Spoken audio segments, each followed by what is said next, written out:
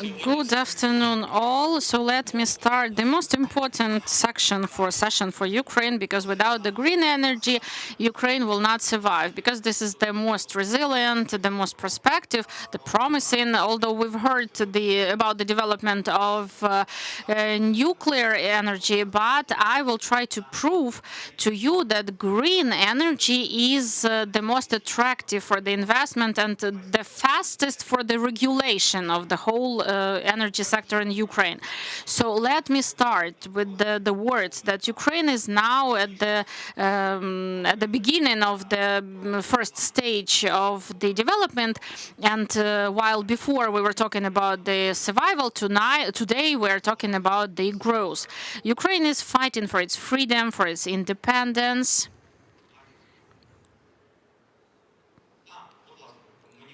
So somebody has corrected me and said that you should take the headsets for the translation, because we are going to speak Ukrainian now. To hear translation from Ukrainian to English, there is equipment right here nearby. Thank you. Thank you. Thank you. Мене звуть Андрій Коноченков. Я голова. So I'm Andriy Konochenkov. I'm the CEO of the Ukrainian Wind Association, and I would like to introduce our speakers. Sergei Shakalov, Andriy Sergeyenko, First Deputy Director General of the Wind Farms of Ukraine, Robert Kerchner, who represents Deputy Head of German Economic Team, Ola Savchenko, Head of the Legal Department of the Ukrainian Energy Association, Bert van der Linden, who is the Vice President of Net Zero, the Energy Association, and Aaron Kember Flores, who is the energy advisor of the EU delegation to Ukraine, and Roman Anderek will also join us, who's the Deputy Minister of Energy. He will join us shortly. So before starting our session, I'd like to give you some statistics. Currently, the general installed capacity of wind energy is 1.95 gigawatts. Given that the Kherson, Donetsk, Luhansk parts of the Zaporizhia and Kherson regions are temporarily occupied, about 68% of this capacity is in the occupied territory. During these 3.5 years, despite the war, we have commissioned 288 megawatts. By the end of the year, we expect 50 megawatts more, and the next year 50 more, etc. But given the history, we have about 4 megawatts in a condition of they either have the permission for commissioning or they are at the final stage. And before starting our session, I would like to start with the questions the first issue, the first matter is the law.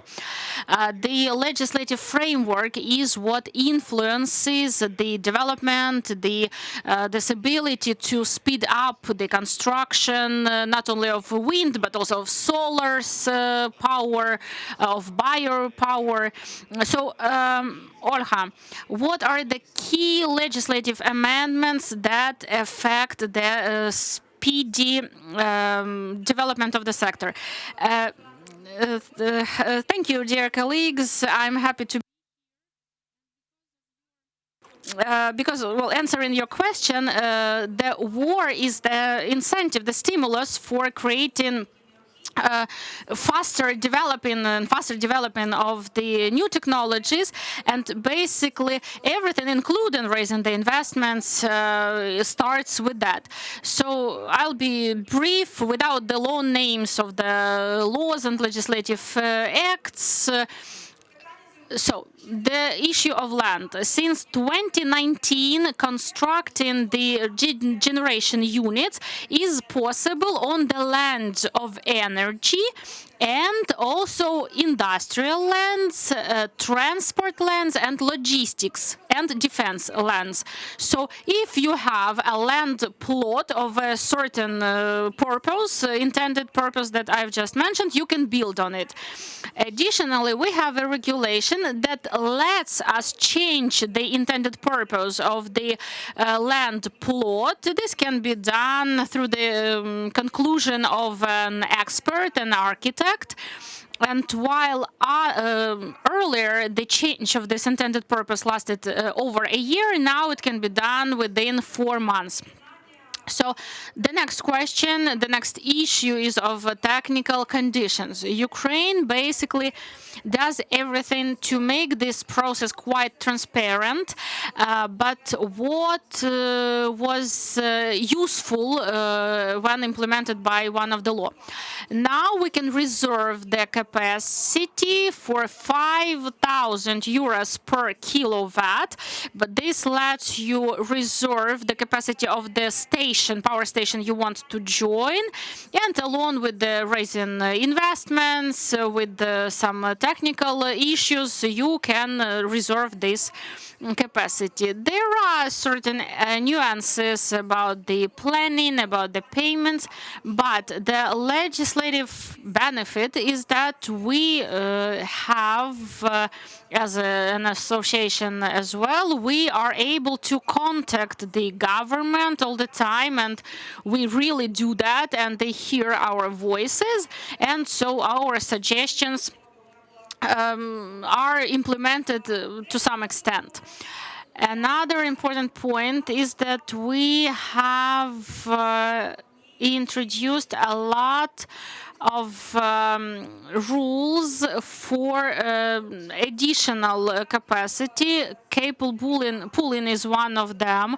We're proud of this mechanism because there are not many countries that have implemented this mechanism, and we believe that this is a promising issue, and solar, wind, other types of energy providers, they can join their efforts and work together, thus saving money and time for the investors.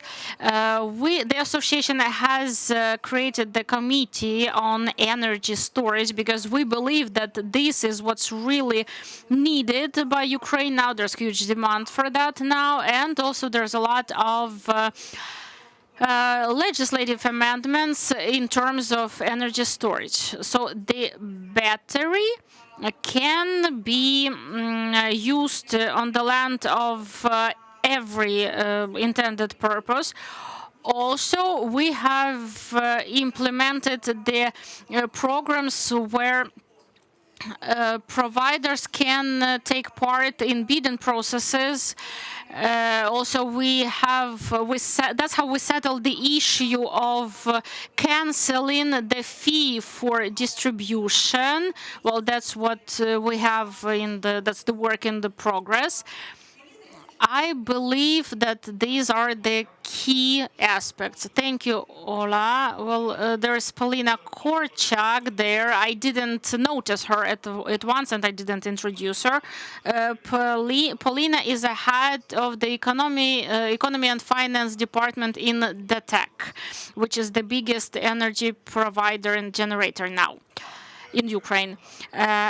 And in our recent report on expansion of the EU for 2025, the European Commission assessed the general level of Ukraine's preparedness for the integration as good. The level was good, including the legislative framework for the integration of renewable energy. So my question is, do you think that the tempo of introduction of reforms is efficient? Is the implementation of European rules into Ukrainian laws, is it efficient? And what can you recommend for the energy sector?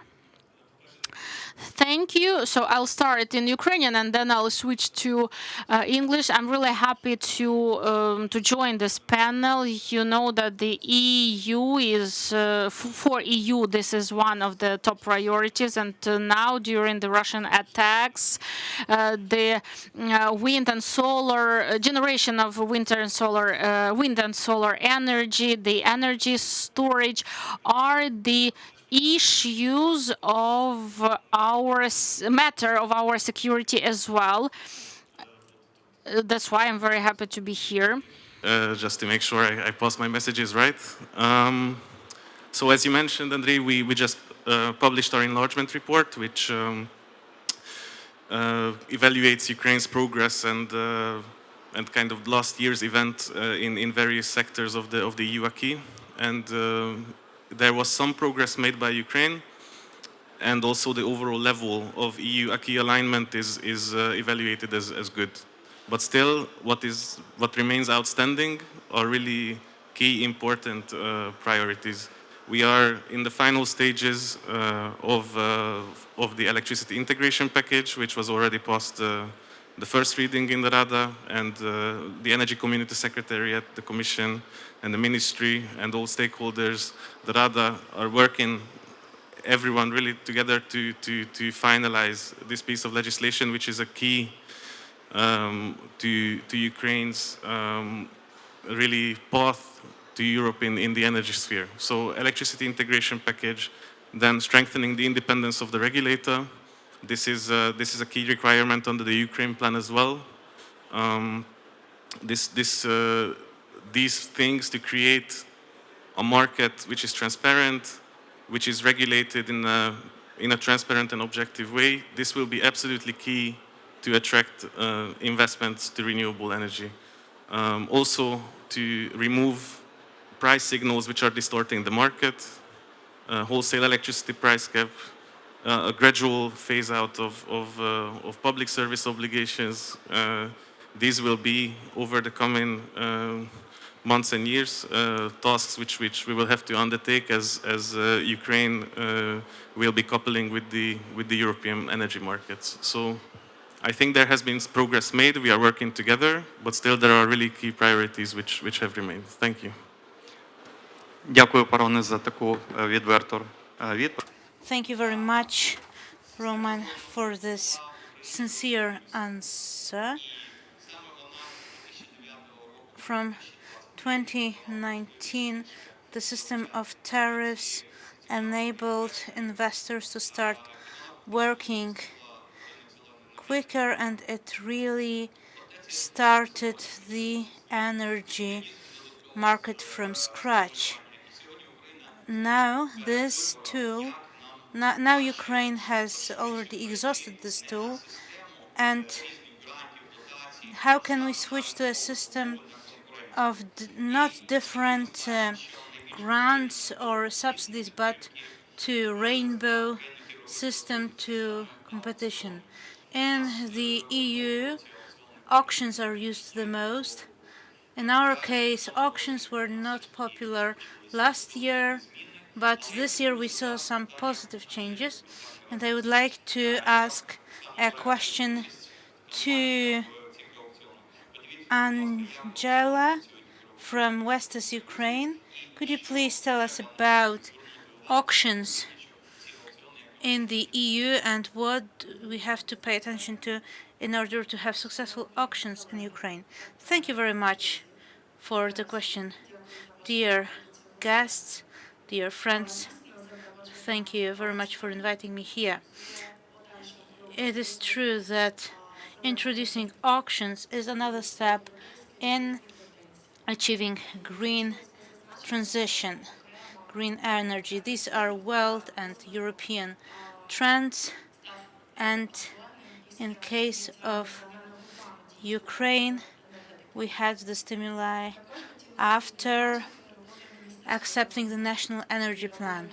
The Ministry of Economy and Energy really deserve recognition, given the conditions in which they work. They really made a huge step forward. But regardless of what has been done, there are still some things that we have to do together. And we still have to overcome some obstacles. The biggest obstacle probably is the regulatory instability. So the legal requirements change constantly. Also, the mechanisms of purchasing electrical energy are not quite defined. And of course, there are all the military factors that commit to unforeseeability. And still, we see a huge potential in this this industry. The demand really far exceeds the current capacities, and there is plenty of potential in Ukraine. It's worth mentioning that the access to auctions has to be transparent and common, regardless of the scale of the project. How can we overcome these obstacles? We have to introduce tariffs and develop alternative mechanisms like differential contracts, VPAs, and when we introduce all that, it's going to help us develop even quicker in this direction. Thank you very much, Angela, for answering this question. I would like to ask now a question to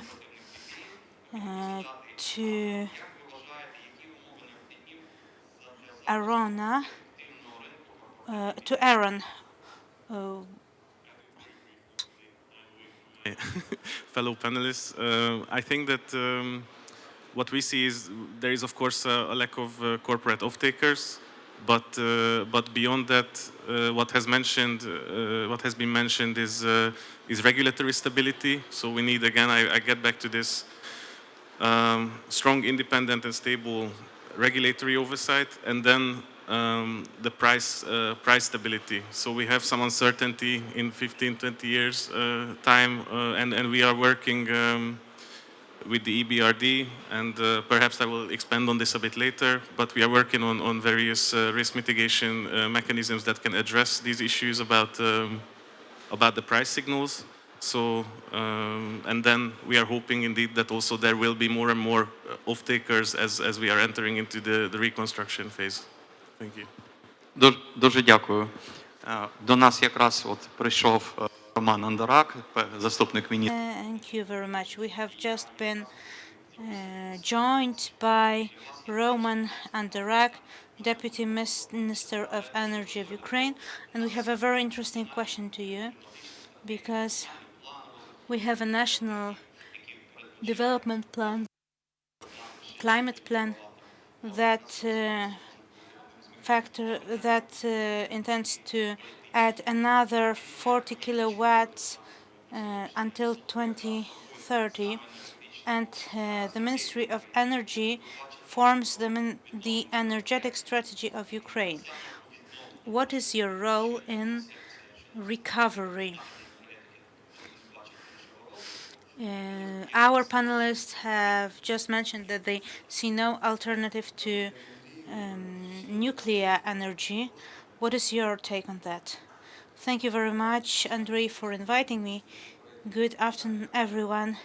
I wanted to answer the previous question that was mentioned before, your objections as to the regulatory stability. I definitely agree with that, and I do agree with Aaron that we have to move towards European integration.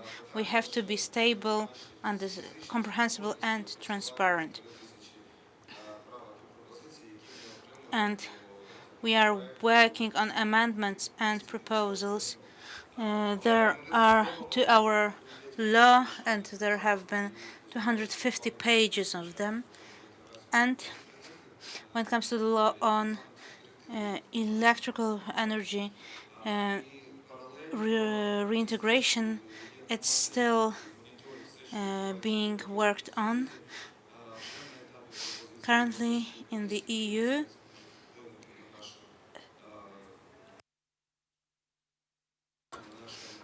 they are analyzing the possible future influences on our energy system. We are trying to reflect these processes. And when it comes to your question, you can already see how the legislation in Ukraine is going to develop. What is going to happen in 3-4 years' time? We are already preparing to that, and it's going to reflect also your development and business processes. And the energetic strategy, of course, foresees restoring renewable energy sources in the future, but I can give an example of a Russian attack against the Ukrainian energy system that was carried out on the 17th of November last year. People who were sitting in a bunker were killed. There were energy workers among the fatalities. And after this attack, we had to renovate the plant and restart it. And it shows the threats for all systems, all technologies. So every technology has its own niche, its own potential. And last week, we visited the Odessa region with my colleagues. We visited one of hospitals. It was a children's hospital in Odessa, where we have a solar power installation, solar power plant, and hybrid batteries. And everyone in the hospital was super grateful for the possibility of continuing resuscitation in their wards. And stabilizing the situation with these means doesn't require too much electrical energy, but it still saves lives. Also, it's important to secure energy delivery to schools so that children are not missing out. Thank you very much. Thank you very much. I also wanted to remind you that in 2022, the electrical energy the renewable electrical power plants were really saving the population from blackouts. And of course, it's always possible to set a huge wind accumulator. Now I wanted to start speaking about wind parks that facilitate decentralization, and solar and wind power plants and the systems of energy storage allow to create energy cluster and alleviate the burden on the electrical grid. Yevgeny, 2023 was a very hard year for you. You managed to relocate from Kramatorsk and to restart the production of towers and other parts. I wanted to hear how you managed to tackle such a hard task And what are your plans about wind energy, and how do you view the future? Good afternoon, everyone. Thank you for the invitation, and the question is really interesting. My take on industrial parks is that they have to become the centers for restoring renewable energy in Ukraine. Why do you think so? Because we already did that in the past.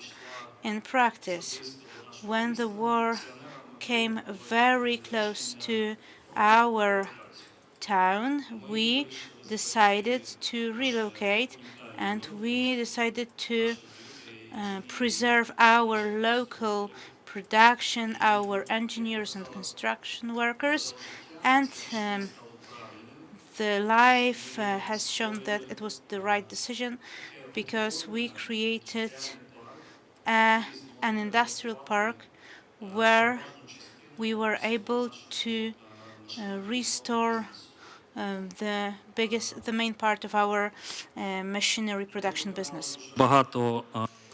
And we were choosing, considering different locations, but the support of the local community, of the regional authorities, of the central authorities, let us build the unique park, industrial park, in my opinion, which is specializing in energy machine building. And I think that this is, well, such parks like this, they should exist because they are the parks of a new type. They are the platforms uniting the energy machine building and development of the internal consumption, ensuring the energy security of such an industrial entity. As for the own consumption, as of now, we have the roof solar stations on the buildings. We have generation unit stations and the storage. We installed that for about 5 megawatts, and it all should be operational in next year. This let us ensure the stability of our residents in the hours of peak pressure, peak voltage, and in general, this lets us use the networks, the grids of Zakarpattian region, because they don't have such good grids, and there's always been this problem of connection there.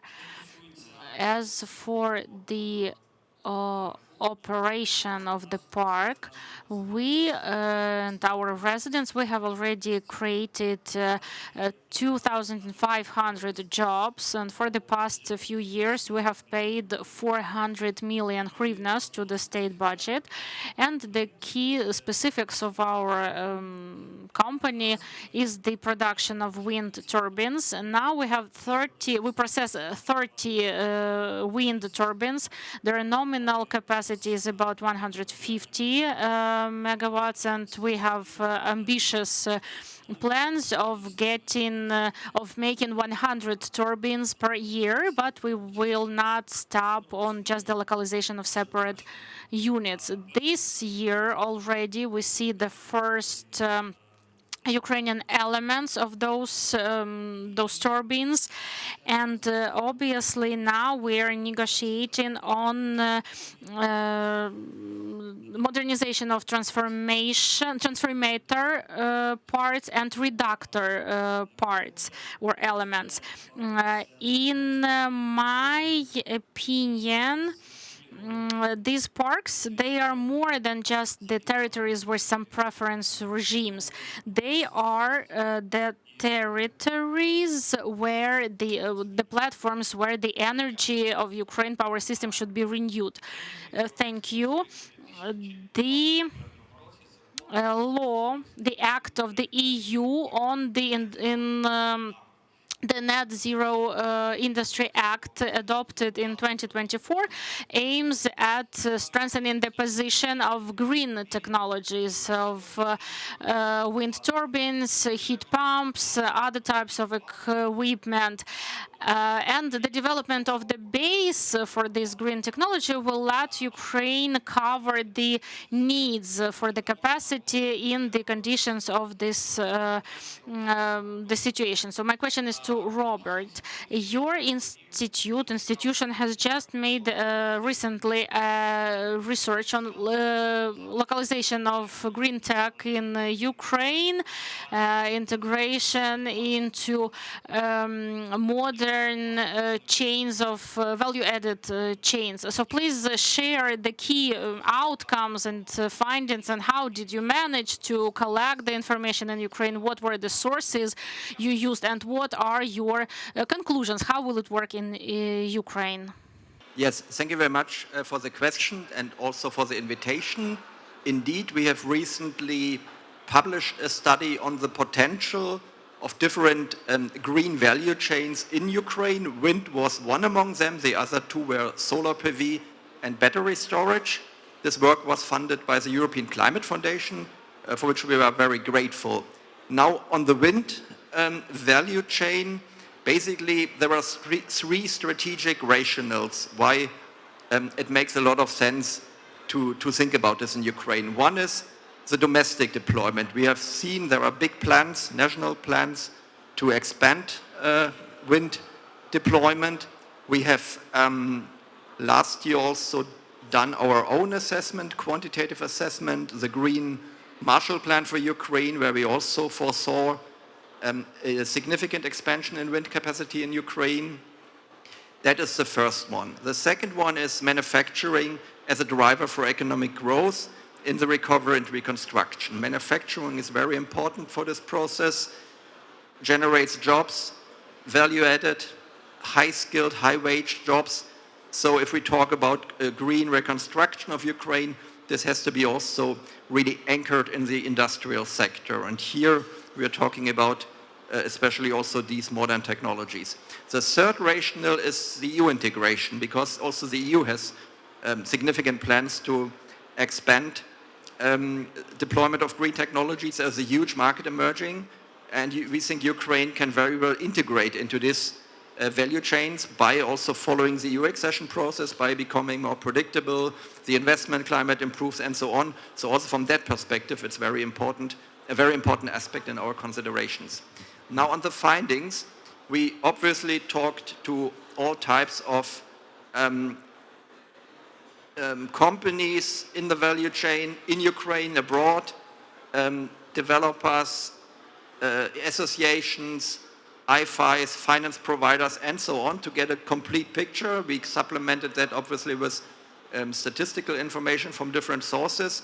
And to kind of summarize the key findings, we think production of the different types of equipment, towers, blades, and so on, which is already taking place in Ukraine to some extent, can be scaled up, is cost competitive versus European producers, a bit more expensive than China, but here we have then also the issue of transport costs, so that we are actually quite confident that a certain amount of production can appear in Ukraine.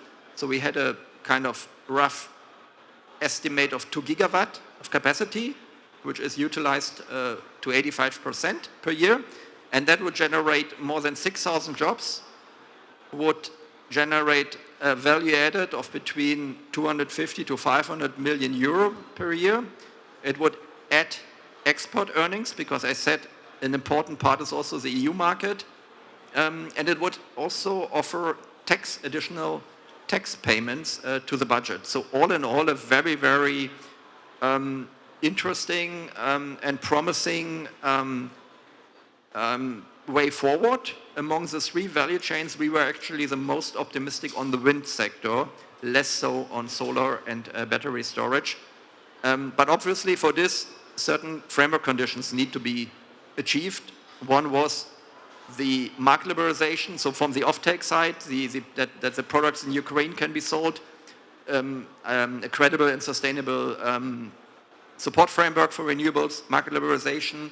Then we have on the EU side to stick to the EU accession process to also reap the benefits from this integration side.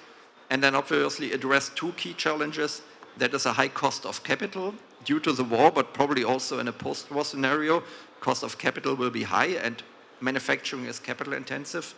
And the role of skilled labor, which is important, will also need to be addressed because we have also a big shortage of labor in Ukraine at the moment. This, in a nutshell, is a summary of our study. Дуже дякую. Thank you. Please don't stop on just the study. Please engage the Ukrainian Association of Renewables because we are always ready to help you. We already gave you some kind of insights and some suggestions, but we would like to work with you directly. And now my question goes to Angela. Your company was the pioneer in installing the modern wind turbines, and basically it was the same month when the first wind turbines were installed in Ukraine. So my question is, given your active position in Ukraine, how do you see your strategy? So will you invest the maximum in Ukraine, like all your efforts in Ukraine into developing in wind energy, or is Ukraine just one of the countries that is just interesting to you? But of course, we would like you to be strategically directing it, aiming at development in our country. Yes, indeed, we are active not only in Ukraine, but in many countries. Western Ukraine was established in 2011, and right away we started this project of construction. It was the mega project, the 200 megawatts, 66 wind turbines. At that time, that was a breakthrough for Ukraine. And now we're the leader at the Ukrainian market. And our installed capacity is 88 megawatts. But despite the war, in cooperation with our partners, with the support of our ministries of energy and of economy, we are also now building one of the key wind farms in Ukraine. And this means that Vestas takes Ukraine as a very promising market. However, the localization issue has certain aspects, certain challenges that should be taken into account. And not to give you empty promises or hopes, I want to say that when talking about localization, we have to consider a few things. The first and foremost is the stable internal demand. It should be there. The next thing, the competitiveness, which means that what we do in Ukraine, those components, they should be competitive in comparison with those components that we do somewhere in other countries. Just recently, we opened a few production facilities in Poland, in Europe. So when we're talking about localization in Ukraine, we should keep in mind the competitiveness. And another thing is that the significant financial investments from the company. That's why the first years are the investment, a lot of investment into training the personnel, into some arranging of the construction, and without the targets, it's very hard to do that on your own. For the past few years, we've been hearing a lot about the partnership, the cooperation, but I'm sure that if those all interested private partners gather together at the same table, we can open opportunities, a lot of the doors for the new opportunities. Thank you. I think that Vestas can be a very good partner and a very good competitor, at least when we're talking about the construction of the tower. And I want to switch to another very important issue, and that is the component of the process of transition to the centralized system, the creating of clusters, uniting decentralized sources, solar panels, wind turbines, the storage systems, storages. So they all provide the efficiency of local grids. And now I have the question to Bert. I know that that's what you are working on, and on the creating of such a cluster in Ukraine. In your opinion, what are the prospects for such clusters? What can be their role in the recovery of our energy? Well, thanks in the first place for inviting me. The initial idea was posted here last year by the Minister of Energy, who actually pleaded for a decentralization of the energy supply because of the resilience issues at stake. This is something which we took up as the Netherlands, as the Netherlands Wind Energy Association, also known as Net Zero. What we believe is that if you have at the local level, at Gromada level, a possibility to create, as you call it, energy islands, we call it energy hubs in the Netherlands, you would greatly increase the resilience at a local level.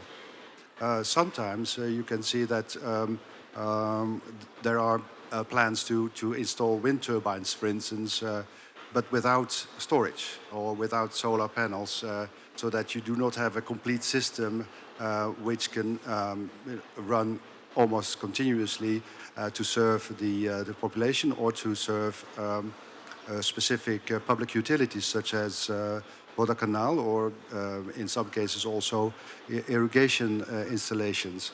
This is something which we are concentrating on as the Netherlands. We are currently also working together with the Dutch Association of Municipalities to see whether or not we can create pilot projects where we can actually prove that it is possible to create this kind of resilient local energy systems, but our condition would then be also to make them grid ready, because in the future these decentralized systems should also be able to connect with one another to create an equilibrium in demand and supply.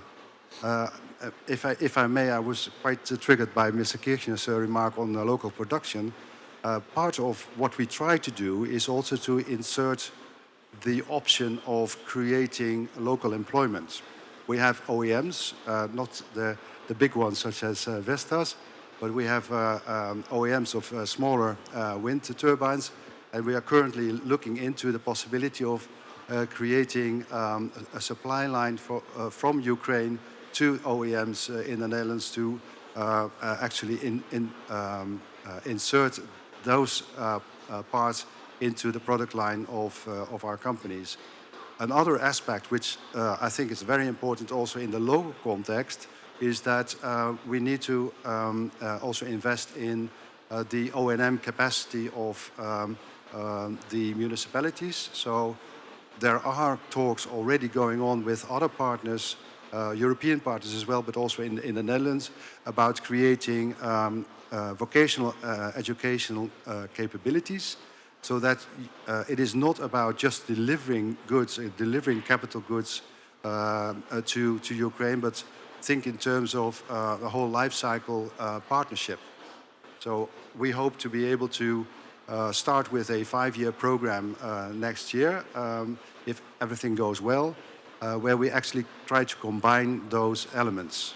And I have to say also, we are very open in our there's a setup of our program, because I think it is very important to create cooperation between Ukrainian partners, but also foreign partners active in Ukraine. Thank you. Дуже дякую, і я очікую. Thank you very much. I hope that you are going to be successful you and us. There has been already one project of the Netherlands embassy in Ukraine, so I hope that we are going to have further fruitful cooperation and that we are going to be successful. Now I wanted to come back to the question of a limited um, capacity that that is an insurance for our energy system, and it's going to help us make use of green energy and deliver energy to the power grid. And now many organizations are reviewing renewables from the point of solar, wind, and wind power and storages. And today we have Sergei Shakalov with us, and I wanted to ask you about the energy market in Ukraine. You have studied how wind and sun work in Ukraine.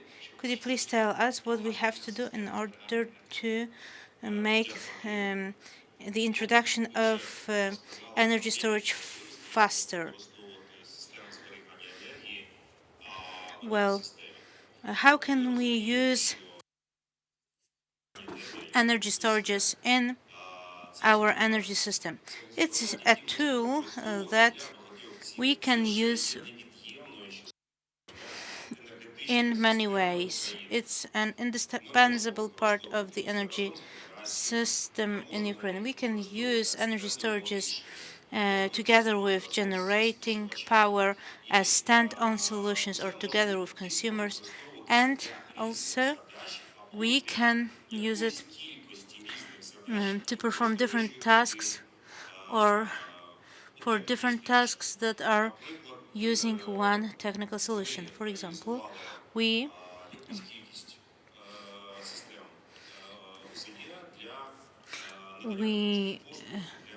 had a couple of services provided for UKRAINIAN, and it would be best to use these systems in particular for these services in order to regulate and restore the frequencies.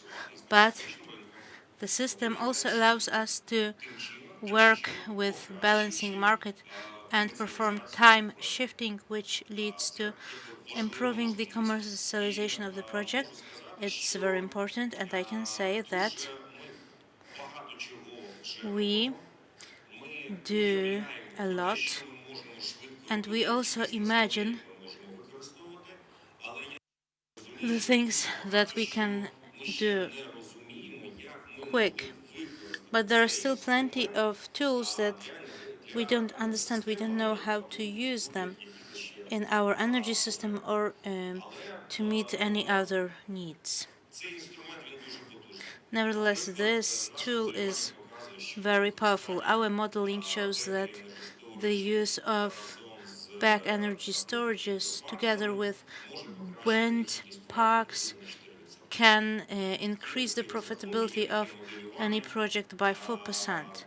There are such calculations, there are such models, and the same can be said about solar power plants. I think that it's too risky to build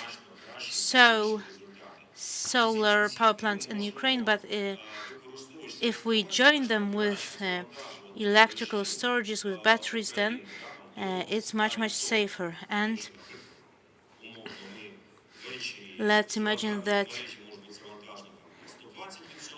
in the evening our grid is loaded with 120%, and at night it's 30%. But the best situation is the constant burden of the grid that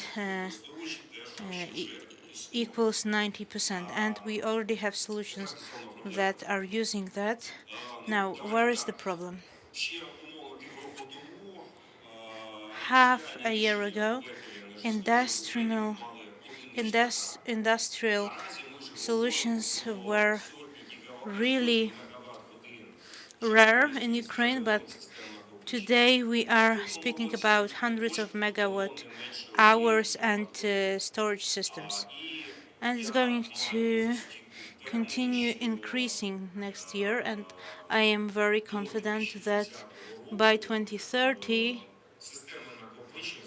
the storage accumulation systems, I don't want to quote any numbers because I may be mistaken, and then somebody may say that I lied, but I think that we are going to cover all the needs within the energy system of Ukraine in the next 25 years. Now, we have the new tool that we are only learning to use, and the companies that work with the results of the work of the system, UKRAINIAN, Energo, and other companies. There's also some number of regulatory discrepancies. For example, you can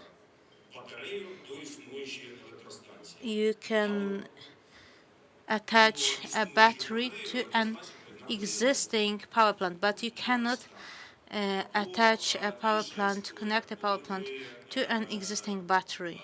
So it can only be done one way. And also, the customers are only paying for the difference between what they use and what they returned to the power plant. But when it comes to batteries, consumers also have to pay for dividing the energy and energy transfer. And I think that it's not going to be hard to regulate all that.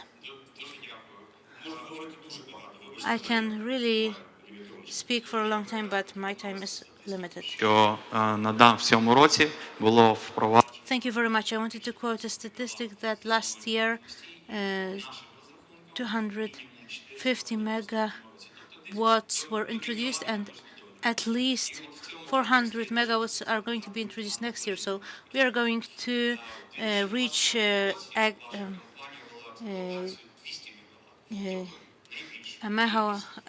megawatt very soon, a gigawatt very soon. Now I wanted to ask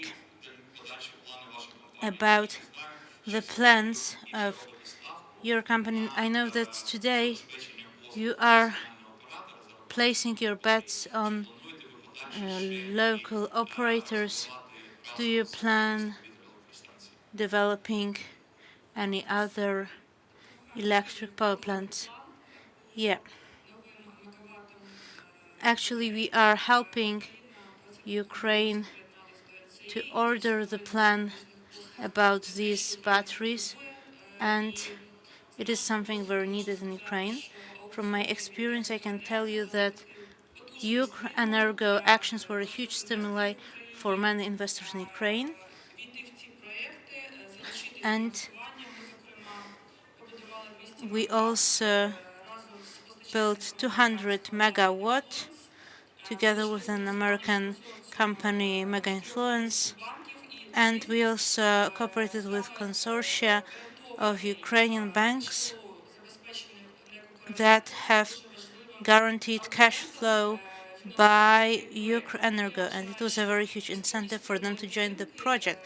This is why I think these kinds of incentives and stimuli are really helpful, and they are going to help our future investors.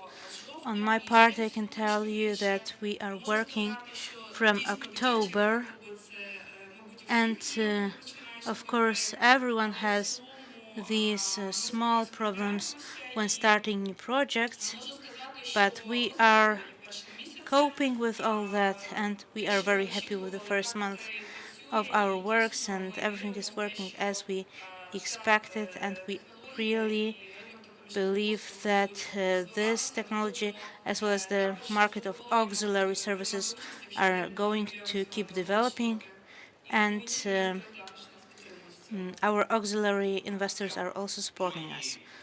Thank you very much. Now, a very important question of investments.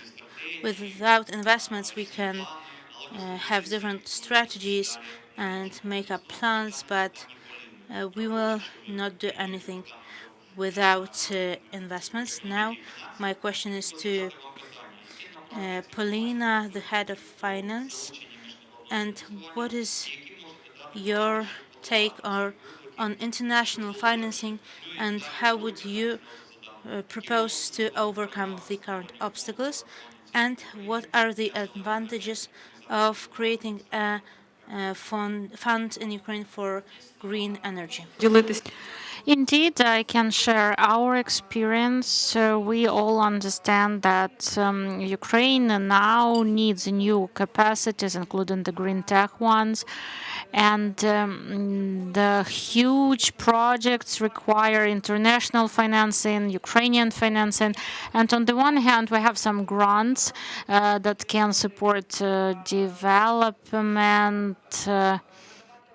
Can provide, can get some equipment, for example, when the stations are attacked. But if we talk about those addition of new megawatts, gigawatts, it's impossible without external financing. And what we see now is that we are developing the project for the Poltava power station. It will be Lakin region, and the first thing we are asked for or about is the offtake. Obviously, we see that on the one hand we all need those megawatts, gigawatts, but we have to realize that the financial institutions are, well, the first thing they see and how they perceive us is the commercial project. So they want to understand that that investment will be returned and that this will be feasible. Of course, green auctions are the leaders among those tools. We are also developing the fund of price guarantee under the support of EBRR, and we believe that if this funds gets operational, maybe even next year, this will add more comfort to potential investors or lenders who will join Ukrainian projects. So I think that the offtake is the first and foremost question that we hear from those financial institutions that we talk to. And the next one, obviously, the risks, the war risks. Here we see that on the one hand, there's this certain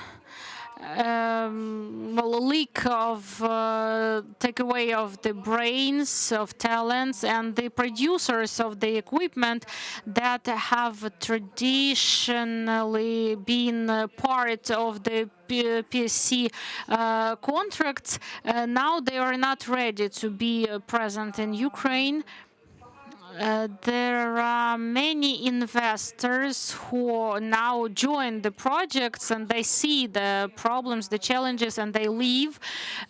Speaking about us, we develop this function a lot. We train our people so the UZ is built by our own efforts. Now we have this project with the Vestas, which is for almost 400 megawatts, and our people are also their APC contractors in that project. But in general, I think that another important issue for Ukraine is implementing ESG standards, because when we raise investments from some export credit agencies, they want to see that the company is compliant in terms of corporate governance, in terms of ESG standards. And if we discuss raising the investment on one of our projects, we raised investments from the Danish export agency, and they paid a lot of focus on the ESG. So if the company wants to raise money, investments, they should start with the strategy, building the strategy, then build it based on the principles of ESG, corporate governance. They should handle and deal with the reliable contractors, and basically here we have a very good cooperation with the Vestas. On the other hand, we should guarantee that offtake and the government support would really make sense here. As well as support from such institutions as EBRD. And if we talking about the benefits of that system, it's a good alternatives to green auctions, because you can choose. You can either go to the fund or you can go to green auction. So the funds, they engage IFIs, and this means that there will be the guarantee for the investors or for those companies that will join the project along with the investors. I think it's a good option for Ukraine, and using the support from our partners, from credit agencies, we can develop the programs of covering 100% coverage of war risks, because there's a lot of commercial banks in the market that would be interested in financing the projects, but they are searching for the 100% coverage of the war risks. So those programs from AFIs, from credit expert agencies, they are important to gain the result. Thank you, Paulina. And here I would like to hear the position of the energy advisor representing the European Commission. So you are also involved, and European Commission is supporting such mechanisms. So does it affect the improvement of the situation if we talk about this? And will the mechanism of guaranteeing the risks work in Ukraine? One is following very closely. We have the European Commission has the Ukraine investment framework, and through this mechanism, we have allocated 180 million to the EBRD to create this price mitigation, risk mitigation mechanism for renewable energy projects. And now, I'm not sure if it's officially announced yet, but we are also working with the World Bank Group. So there is a potential of an even larger sort of joint scheme. And just as a personal remark, I started working in Kiev over a year ago, and this was really one of the first things that we heard immediately from project promoters, from the private industry, that yes, we have the projects ready, but we have some bottlenecks, and if you can have this mechanism, then this can really launch a lot. And I am very happy that we are now making progress. But really, the best advertisement is what the private sector is saying. That we know that there are a lot of mature projects that are waiting to be launched. And once this guarantee mechanism comes in place, we expect that a lot of these can be immediately started, that there will be more confidence in these projects, and there will be financing that we can sort of unlock. So this is, in my view, a very efficient use also of public money, that we can really mobilize private resources. It's been mentioned that it's an alternative to the auctions of the government. We are looking at this as sort of a temporary solution to make sure that we are building in Ukraine during the war, and we want to start this mechanism already next year.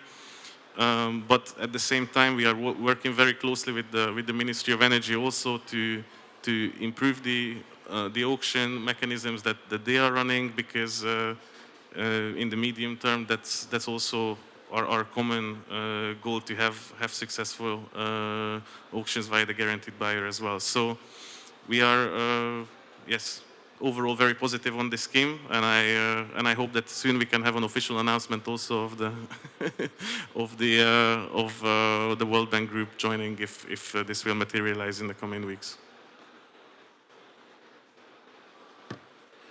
Дуже вам дякую.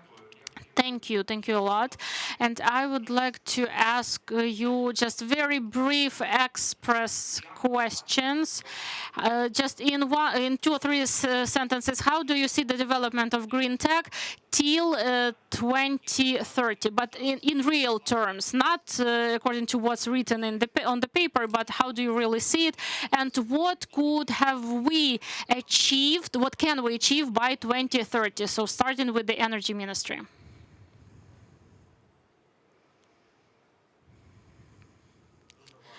It's very hard to forecast in our conditions, but I hope that there will be the market regulation and the government will not hinder the development.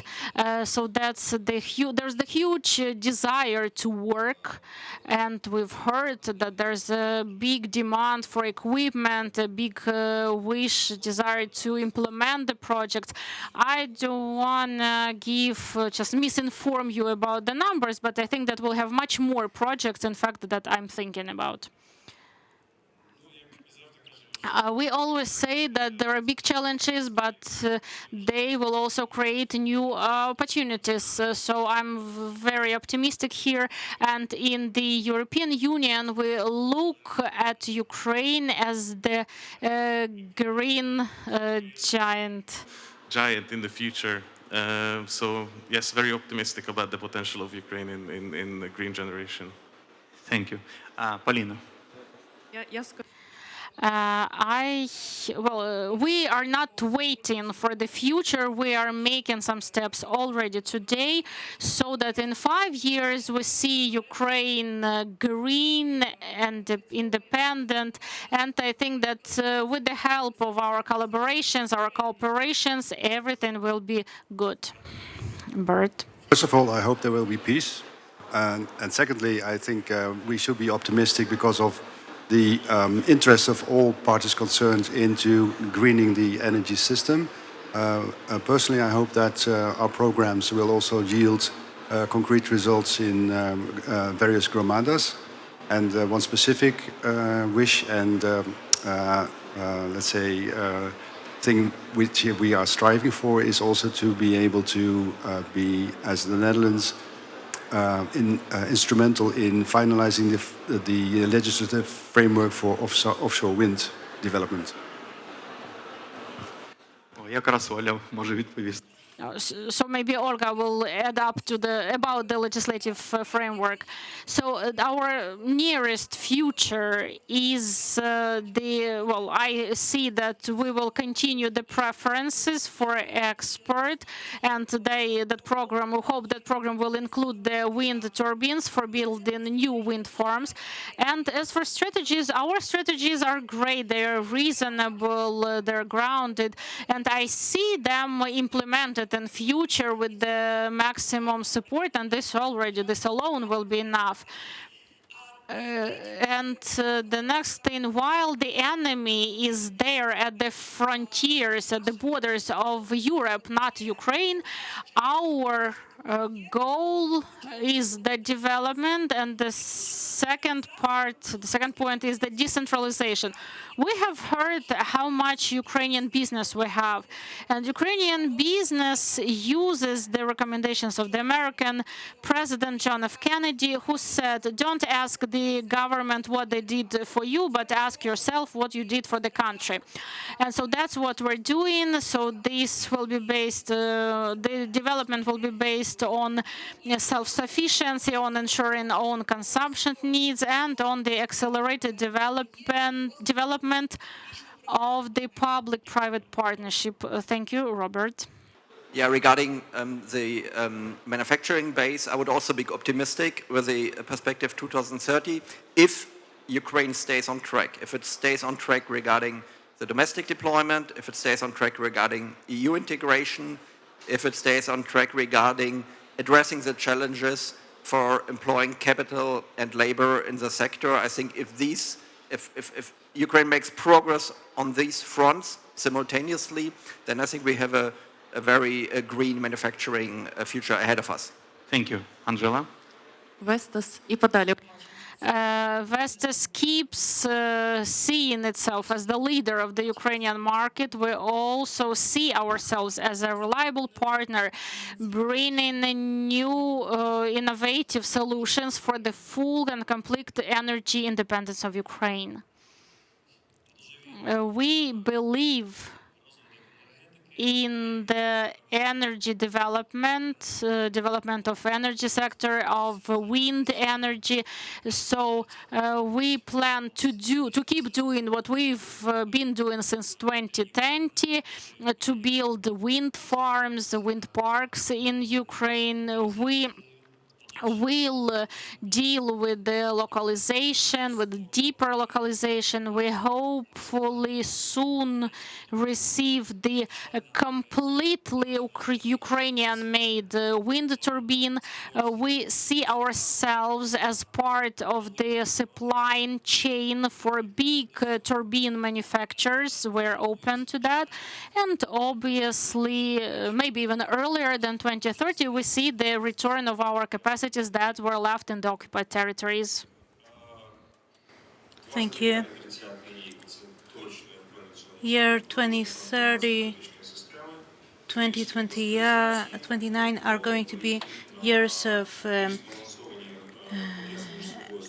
clusterization, of tightly cooperating smaller groups, of an increase of the participation of the energy sector, and I think that by year 2030 we are going to be quite close to a situation where we will not need heat generation anymore. And of course, we are going to have biogas installations and so on. I think that fossil fuels will almost not be needed. It's a very general picture, and we have to understand how the Ukrainian business consumption is going to develop. That's it. Thank you very much. Thank you.